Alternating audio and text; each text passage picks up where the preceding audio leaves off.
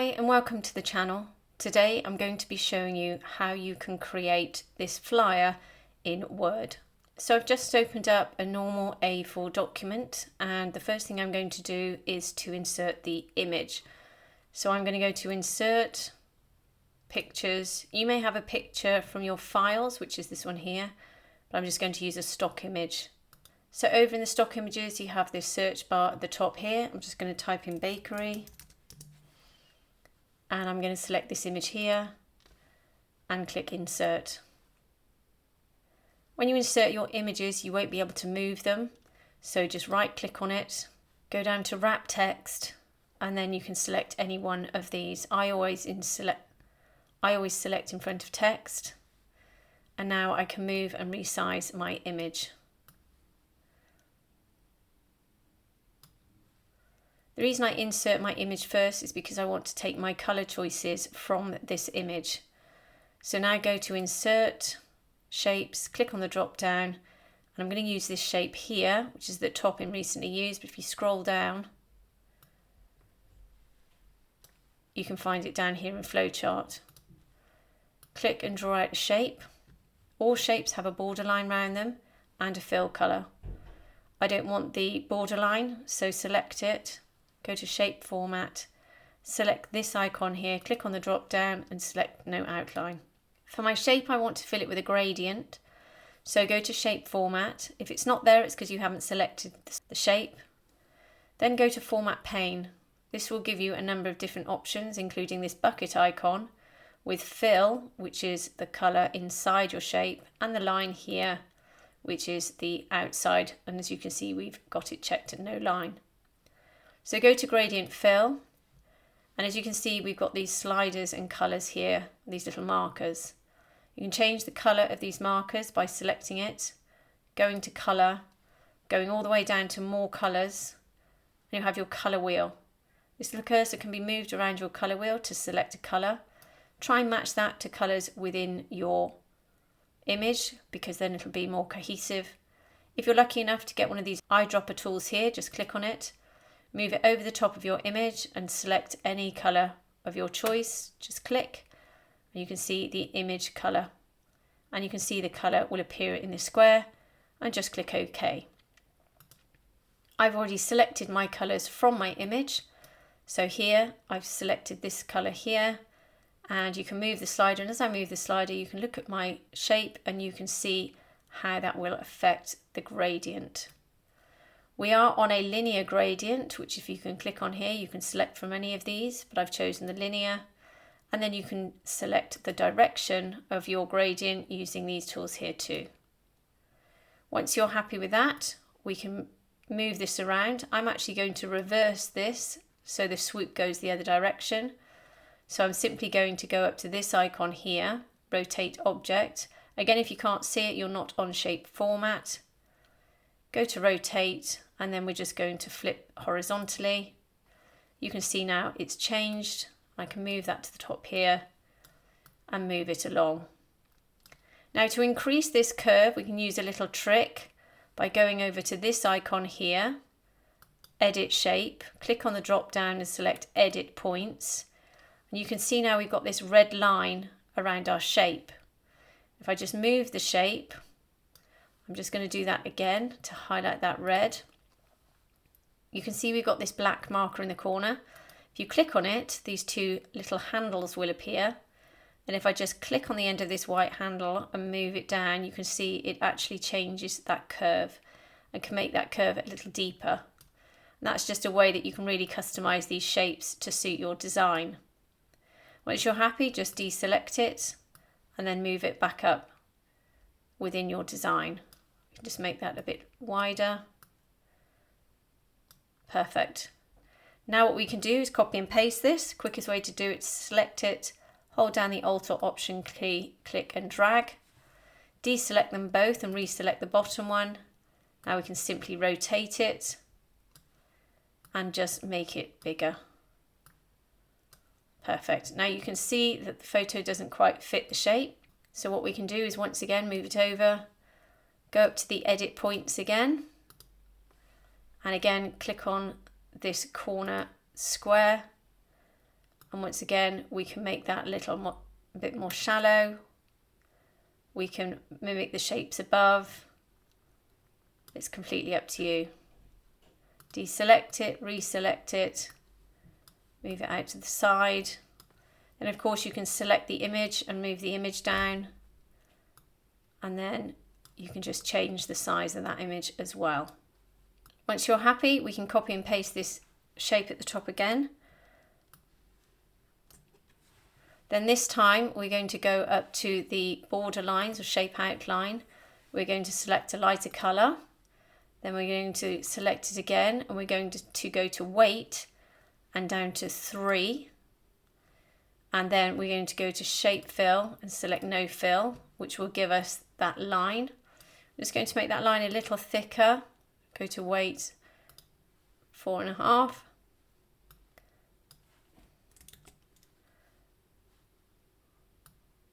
There we go. And then you can move that any way you like. And then copy and paste it again. Deselect, reselect this one and rotate it. And then I'm actually going to flip it. Now to insert your logo, go to Insert, Pictures, Picture from File, go ahead and select your logo. But I'm actually just going to paste mine in. Then for the text, go to Insert, Text Box, Draw Text Box, click and draw out a text box. As you can see, all text boxes come with a black borderline and a white fill colour. So you need to just insert your text.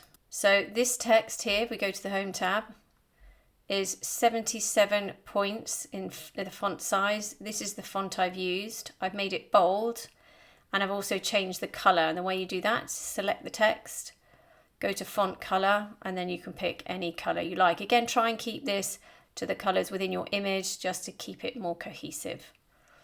So with the shape, I'm going to go to shape format. The outline I'm going to get rid of, and the shape fill I'm also going to choose no fill. That will give you that translucent box. What I also have done is to go to the Home tab and I've selected center alignment for my text, so it's not over to the left or the right. Then I'm just going to copy and paste this box because now I don't need to take out the background or the borders, and then I'm just going to put in my next text. To do that, just select it, begin to type. I'm just going to paste in my text. Again, you can see this is my font size of 77, bold, and this time it's white. And then I've moved that to be below this O here, over the top, and then I've just used my arrow key to move that down.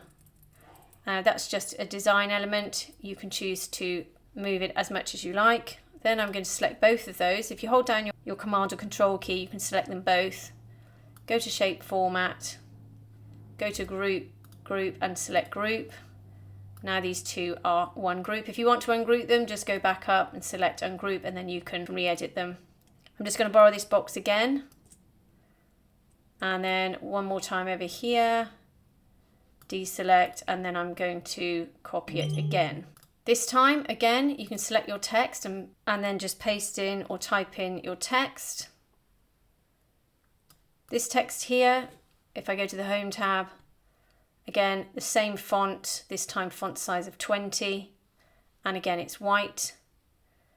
And I've kept this text over to the left align. I'll just move it there for the time being. Then again, with this text, I've pasted it in. All I've done with this top text is just select it and changed its colour, but they are in the same box. Again, exactly the same font, keeping it consistent, and the font size 31, and this one is bold. So just pop in your text. So I've just realised, before we go ahead, this box here, I need to actually pull down so you don't see that lower line, and just move that up. Then I'm just going to borrow another text box, select it, copy and paste it, and then just paste in all of the contacts for the bottom of the page. You can move that down to the bottom.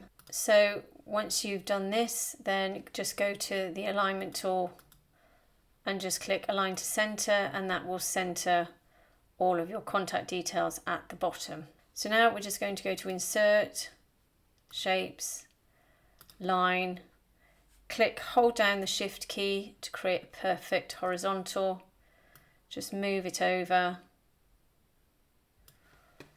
Then you can go up to the outline, pick a colour for your line. Again, click on the drop down and go to weighted, click a weighted line, and then just move it down. Then insert, shapes, click the rectangle, click and draw out a rectangle. We're going to move it over to the edge here. Again, no outline. And then over here to format shape, go to gradient fill. As you can see, we've already got the gradient. We can use this. But what we do need to do is go up here to the send forward, send backwards, because as you can see, it's in front of the text. So just click send backwards, just keep clicking until the text will come through, as you can see there. Now you can make your final adjustments, and this really is personal choice, but the one thing I would say is do try to line things up with other elements in your design. So for example, open here, I'm just going to put these two in a group, go to group and select group, and then I'm going to line this letter N up with the edge of this box. Then I'm just going to use my arrow key and just move that up. So I know that's exactly in line there. With this one, I can just click on this one, hold down the Command or Control key, go to align to middle. That's that one there. So that's all nicely lined up in that square or rectangle. Then for this one here, I could line it up perfectly with this design here and then just move that along and just use a small gap here. And then for this one, I could line it up with the top of the square here. And again, using my arrow keys, move that over and then select them both, go to align to left and deselect and check the way that's looking to see if you're happy or not. This one I think is too wide. So I'm just going to bring that box in a little bit and then bring it down. This one, you can see the text is going over the top of that shape, so I'm going to select it. If you struggle to select some of your shapes, then go up to selection pane up here, and you'll see everything that you've inserted into your document. And then you can use these little eyedropper tools or these eyeballs here to click on, and whatever disappears is the thing that you've selected. So I'm looking for a shape. So these are named documents, I think. So there we go, document 2 is that one.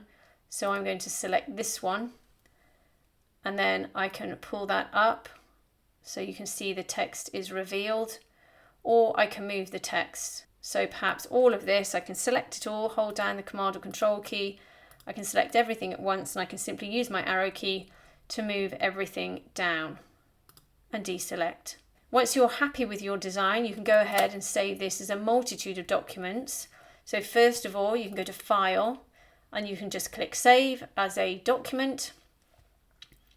You can click Save As, and down the bottom here, you've got the option to save it as a PDF file. Or alternatively, you can go to File, save it as a template, which means you save the original. Then you can make lots of alterations to it, but the original is always saved.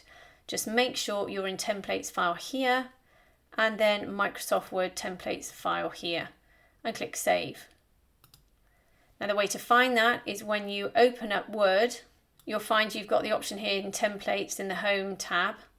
Just go to more templates and you'll come to personal and it will be in your personal templates. If you don't want to create this design yourself but want to download it, I will leave a link in the description below where you can go ahead and download this design. So I hope that's helped you today. If it has, please like and subscribe and have a great day.